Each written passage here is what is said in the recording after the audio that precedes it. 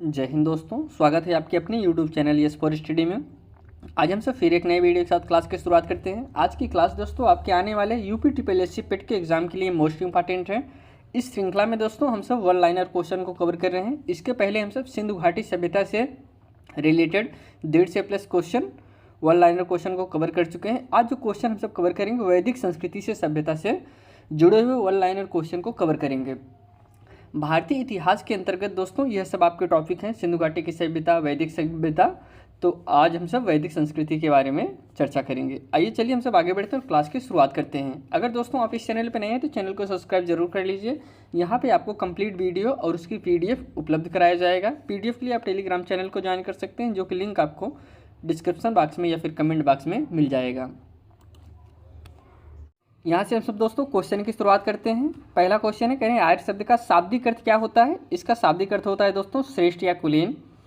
भारत के राष्ट्रीय चिन्ह में शामिल शब्द दोस्तों सत्यमेव जयते किस उपनिषद से लिया गया है। यह लिया गया है दोस्तों मुंडकोप उपनिषद से। अगला क्वेश्चन है, कह रहे हैं किस विषय से संबंधित शूल सूत्र पुस्तक है। यह दोस्तों ज्यामिति से संबंधित है, लेकिन अगर ज्यामिति आपके एग्जाम में ज्यामिति ना दिया रहे, गणित दिया रहे, तब भी आपका ऑप्शन हो सही होगा। धर्मशास्त्रों में भू राजस्व का दर क्या है। तो दोस्तों धर्मशास्त्रों में भू राजस्व का दर 1/6 है। अध्यात्म ज्ञान के विषय में नचिकेता और यम का संवाद किस उपनिषद से प्राप्त होता है। यह प्राप्त होता है दोस्तों कठोपनिषद में। भारत का सबसे प्राचीन वेद कौन सा है दोस्तों। भारत का सबसे प्राचीन वेद ऋग्वेद है। सभा और समित प्रजापति की दो पुत्रियां थीं। इनका उल्लेख किस वेद में किया गया है दोस्तों। इनका उल्लेख किया गया है अर्थवेद में किया गया है। वैदिक गणित का मुख्य अंग क्या है दोस्तों। वैदिक गणित का मुख्य अंग शूल सूत्र पुस्तक है। जैसे कि अभी आपको बताया कि यजुर्वेद में किस विधि का वर्णन किया गया है दोस्तों। यजुर्वेद में यज्ञ का वर्णन किया गया है। किस वेद में प्राचीन वैदिक युग की संस्कृति के बारे में सूचना दिया गया है दोस्तों। तो ऋग्वेद में इसकी सूचना दी गई है। ऋग्वेद काल में आर्यों का मुख्य व्यवसाय क्या था। तो दोस्तों आर्यों का मुख्य व्यवसाय था उसमें। अस्तोमा सदगमय शब्द कहाँ से लिया गया है दोस्तों। यह ऋग्वेद से लिया गया है। प्रसिद्ध 10 राजाओं का युद्ध किस नदी के तट पर लड़ा गया दोस्तों। तो परुशड़ी नदी के तट पर लड़ा गया था। 8 से ईसा पूर्व से लेकर 6 से ईसा पूर्व के काल में कौन से युग से जुड़ा है दोस्तों। यह कौन सा युग से जुड़ा है। यह ब्राह्मण युग से जुड़ा हुआ है। ऋग्वेद में कितने प्रकार के देवों का प्रमाण मिलता है दोस्तों। इसमें मिलता है 33 प्रकार के देवों का प्रमाण मिलता है। ऋग्वैदिक काल के सबसे प्राचीनतम संस्था कौन सी थी दोस्तों। सबसे प्राचीनतम संस्था विदत थी। उत्तर वैदिक काल में लिखे गए ग्रंथों का सही क्रम क्या है दोस्तों। सही क्रम वेद है, ब्राह्मण, अरण्य और उपनिषद। यह क्रम आप जानते रहिए। कभी कभी आपको इसी को लगाने के दे देता है, कौन सा क्रम पहले रहेगा कौन सा क्रम बाद में रहेगा। तो आप जानते रहिए सबसे पहले वेद रहेगा, फिर ब्राह्मण, अरण्यक और फिर उपनिषद है। वैदिक काल में कौन सी स्मृति प्राचीनतम है दोस्तों। तो वैदिक काल में सबसे प्राचीनतम मनुस्मृति है। वैदिक संस्कृति का काल किसे कहा जाता है। वैदिक संस्कृति का काल 15 से ईसा पूर्व से लेकर 1000 ईसा पूर्व तक है। वेदों की संख्या कितनी है दोस्तों। तो वेदों की संख्या टोटल 4 है। आदि काव्य की संज्ञा किसे दी जाती है। आदि काल की संज्ञा रामायण को दी जाती है। कौन से ऋण 3 ऋण में शामिल नहीं है दोस्तों। यह आपका राइट आंसर होगा इसमें मात्र ऋण दोस्तों। यह 3 ऋण में शामिल नहीं है। कौन से 3 वेद संयुक्त रूप से वेद त्रयी कहलाते हैं। ऋग्वेद, यजुर्वेद और सामवेद। यह आपके जो है वेद त्रयी कहलाते हैं। किस वेद का संकलन ऋग्वेद पर आधारित है दोस्तों। सामवेद, अश्वत्थ और ऋग्वेद दोस्तों। अश्वत्थ और ऋग्वेद में समानता है, लेकिन अश्वत्थ किस क्षेत्र से संबंधित है दोस्तों। तो यह संबंधित है ईरान से संबंधित है। भारतीय संगीत का आदि ग्रंथ किसे कहा जाता है। भारतीय संगीत का आदि ग्रंथ किसे कहा जाता है। तो यह सामवेद को कहा जाता है। विश्व का प्रथम प्रमाणिक ग्रंथ कौन सा है दोस्तों। तो वह ऋग्वेद, सामवेद, यजुर्वेद और अथर्ववेद है। पुराणों की संख्या कितनी है दोस्तों। पुराणों की संख्या 18 है। ऋग्वेद में सबसे पवित्र नदी किसे माना गया है दोस्तों। ऋग्वेद में सबसे पवित्र नदी एक मिनट दोस्तों, यहाँ से ये पहला क्वेश्चन यह है 29 नंबर। कह रहे उपनिषद पुस्तकें किस पे आधारित होते हैं? तो यह दोस्तों दर्शन पर आधारित होते हैं। उसके बाद जो क्वेश्चन है, ऋग्वेद में सबसे पवित्र नदी किसे माना गया है? तो इसे दोस्तों सरस्वती को माना गया है। भारतीय इतिहास में प्रथम विधि निर्माता कौन है? वह है दोस्तों मनु है। आर्य भारत में बाहर से आए और प्रथम कहाँ पे बसे थे दोस्तों? तो वह बसे थे पंजाब में सबसे पहले। योग दर्शन से कौन प्रतिपादक है दोस्तों? योग दर्शन के कौन प्रतिपादक है? पतंजलि हैं। गोत्र व्यवस्था प्रचलन में कब आई दोस्तों? तो गोत्र व्यवस्था वैदिक काल से प्रचलन में आई। पूर्व वैदिक आर्यों का प्रमुख धर्म क्या था दोस्तों? तो इनका प्रमुख धर्म प्रकृति पूजा और यज्ञ था। कृष्ण भक्त का प्रथम और प्रधान ग्रंथ क्या है दोस्तों? इस श्री भगवद गीता है।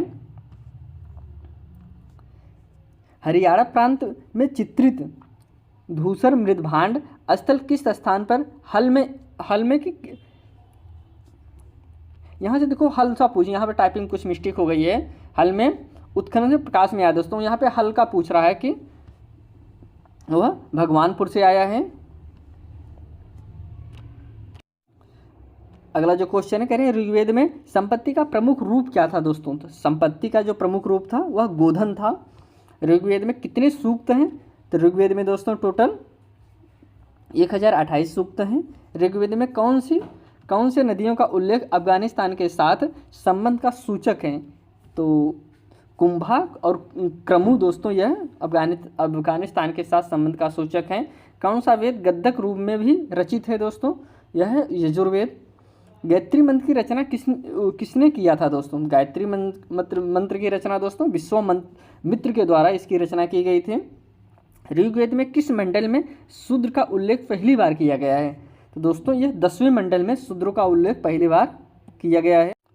अगला क्वेश्चन है दोस्तों, ऋग्वेद में अघन्य शब्द का प्रयोग किसके लिए किया गया है? अघन्य शब्द का प्रयोग दोस्तों गाय के लिए किया गया है। प्राचीनतम विवाह संस्कार का वर्णन करने वाला विवाह सूक्त किसमें पाया जाता है दोस्तों? तो वह पाया जाता है ऋग्वेद में पाया जाता है। वैदिक धर्म में किसकी समृद्धि के लिए उपासना की जाती है दोस्तों? तो वह प्राकृतिक की समृद्धि के लिए उपासना की जाती है। किस देवता के लिए ऋग्वेद में पुरंदर शब्द का प्रयोग किया गया है? तो दोस्तों इंद्र के लिए उसमें पुरंदर शब्द का प्रयोग किया गया है। यहाँ पर ऋग्वेद होगा, इसको आप जानते रहिए। मनुस्मृति किससे संबंधित है दोस्तों? मनुस्मृति समाज व्यवस्था से संबंधित है। जल या समुद्र का देवता किसे माना जाता है? तो जल या समुद्र का देवता दोस्तों वरुण को माना जाता है। ऋग्वेद में कौन सा मंडल सोम को समर्पित है दोस्तों? वह 9वां मंडल। किस विषय में चरक संहिता नामक पुस्तक संबंधित है दोस्तों? चरक नामक पुस्तक दोस्तों चिकित्सा से संबंधित है। मीमांसा या पूर्व मीमांसा दर्शन के प्रतिपादक क्या है दोस्तों? वह है जैमिनी। तीनों पगों में 3 लोगों को माप लेने के कारण किसे उपक्रम कहा गया है दोस्तों? तो इस किसे कहा गया दोस्तों? विष्णु को कहा गया है। वेदांत या उत्तर सीमांत वेदांत या दोस्तों उत्तर मीमांसा दर्शन के प्रतिपादक क्या है दोस्तों? वह है बद्रायण है। आर्य शब्द किसे इंगित करता है दोस्तों? तो आर्य शब्द करता है निजराती समूह को प्राकृतिक स्थापित करने के कारण किस वैदिक देवता को रत्सव गोप कहा गया है? तो किसे कहा गया दोस्तों? वरुण को कहा गया है। न्याय दर्शन को किसने प्रचारित किया था दोस्तों? तो न्याय दर्शन को गौतम ने प्रचारित किया था। आरंभिक वैदिक साहित्य में सर्वाधिक वर्णित नदी कौन सी है दोस्तों? सबसे ज़्यादा वर्णित नदी सिंधु है। उपनिषद काल में राजा उपनिषद काल में राजा दोस्तों अश्वत्थ किस राज्य के शासक थे? तो यह दोस्तों थे केकय के शासक थे। अगला है, कह रहे हैं ऋग्वैदिक काल में सबसे प्रधान देवता का नाम बताइए जिसकी स्तुति में 250 सूक्ति की रचना की गई थी दोस्तों। तो वह है दोस्तों इंद्र है। प्राचीनतम व्याकरण अष्टाध्यायी के रचनाकार कौन है? तो वह दोस्तों हैं पाणिनि हैं। कपिल मुनि द्वारा प्रतिपादित दार्शनिक प्रणाली कौन सी है दोस्तों? तो वह है सांख्य दार्शनिक प्रणाली है। कर्म का सिद्धांत किससे संबंधित है दोस्तों? तो वह कर्म का सिद्धांत मीमांसा से संबंधित है। यज्ञ संबंधी विधि विधानों का पता किस वेद से चलता है?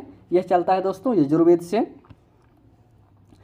वैदिक युग में प्रचलित दोस्तों लोकप्रिय शासन प्रणाली क्या थी दोस्तों? तो वह थी गणतंत्र थी।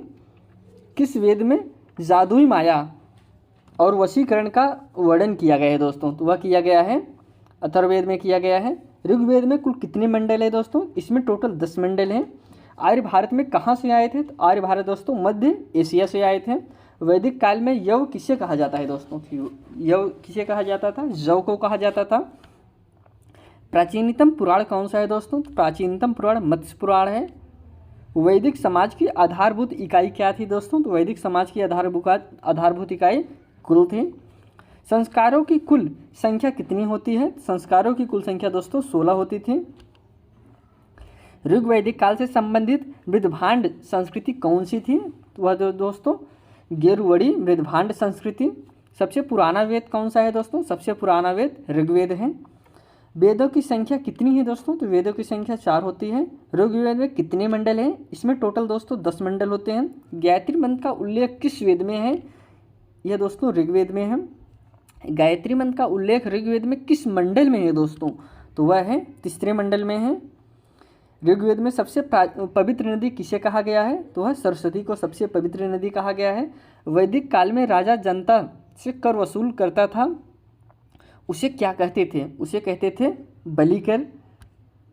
आर्यों के आदि देश के बारे में किसने लिखा है दोस्तों? तो वह बाल गंगाधर तिलक ने लिखा था। आर्य शब्द का अर्थ क्या है दोस्तों? आर्य शब्द का अर्थ होता है श्रेष्ठ या कुलीन। क्लासिकी अर्थ में आर्य शब्द का क्या अर्थ है दोस्तों? इसका अर्थ है उत्तम व्यक्ति। आर्य भारत में कहाँ से आए थे दोस्तों? तो वह आए थे मध्य एशिया से।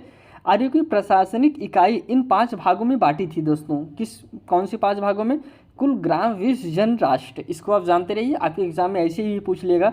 इनका क्रम लगाइए या फिर कौन से पहले रहेंगे कौन से बाद में रहेंगे, तो आप इसको जानते रहिए। आर्यों की भाषा क्या थी दोस्तों? आर्यों की भाषा संस्कृत थी। पूर्व वैदिक आर्य की धर्म प्रमुखता क्या था? तो दोस्तों प्रकृति की पूजा और यज्ञ करना। आर्यों द्वारा विकसित सभ्यता क्या थी? ग्रामीणी सभ्यता थी दोस्तों। आर्यों का मुख्य व्यवसाय क्या था? इनका मुख्य व्यवसाय पशुपालन एवं कृषि था। आर्यों ने सबसे पहले किस धातु की खोज की थी? तो इन्होंने सबसे पहले लोहा की खोज की थी। उत्तर वैदिक काल में वेद विरोधी व ब्राह्मण विरोधी धार्मिक अध्यापकों को क्या कहा जाता था? तो इसे श्रमण कहा जाता था। वैदिक काल की 2 प्रसिद्ध विदुषी महिलाएं कौन कौन सी थीं? अपाला और घोषा थीं।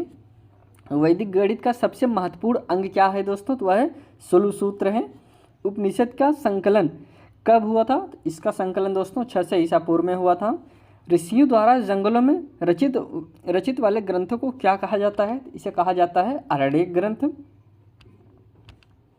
वैदिक नदी कुंभा का स्थान कहाँ है दोस्तों? इसका स्थान है अफगानिस्तान में है। वैदिक युग में सभा क्या कहलाती थी? मंत्री परिषद कहलाते थे। कौन सी दस्तकारी आर्यों के द्वारा प्रयोग में नहीं लाई गई? तो वह लाई दोस्तों लोहारगिरी नहीं लाई गई थी। वेदों की संख्या कितनी है? वेदों की संख्या दोस्तों 4 है टोटल। 4 वेदों का एक उपवेद भी है दोस्तों। उनके नाम क्या हैं दोस्तों? आयुर्वेद, धनुर्वेद, गधर्ववेद और शिल्पवेद। यह दोस्तों चारों वेदों के उपवेद हैं। इसको आप ज़रूर नोट करिएगा। यह उनके उपवेद हैं और उनके यह नाम हैं। शिल्प कला का वर्णन किस वेद में है दोस्तों? इसका वर्णन शिल्प वेद में है। सबसे प्राचीन वेद कौन सा है दोस्तों? सबसे प्राचीन वेद ऋग्वेद है। ऋग्वेद का मूल लिपि क्या है दोस्तों? इसकी मूल लिपि ब्राह्मी है। 1 से 4 ऋग्वेद में कितनी ऋचाएँ हैं दोस्तों? टोटल ऋचाएँ इसमें 1028 ऋचाएँ हैं। ऋग्वेद में अघन्य शब्द किस पशु के लिए प्रयोग किया गया है? तो वह दोस्तों गाय के लिए किया गया है। वैदिक आर्यों की सभ्यता के अध्ययन के लिए कौन सा ग्रंथ सर्वाधिक प्रमाणिक है दोस्तों? तो वह है दोस्तों ऋग्वेद है। गायत्री मंत्र किस में मिलता है दोस्तों? तो वह मिलता है ऋग्वेद में मिलता है। गायत्री मंत्र की रचना किसने की थी? तो वह विश्वामित्र ने की थी। गायत्री मंत्र का संबंध किससे है दोस्तों? तो वह संबंध है सूर्य से है। ऋग्वेद में संपत्ति का मुख्य रूप क्या है? तो वह है दोस्तों गोधन है। अब यहाँ पे दोस्तों हम सवाल आपके पेट के एग्ज़ाम से रिलेटेड मोस्ट इम्पॉर्टेंट क्वेश्चन को कवर किए। हम आपसे फिर एक नए वीडियो में मिलते हैं। तब तक के लिए दोस्तों धन्यवाद।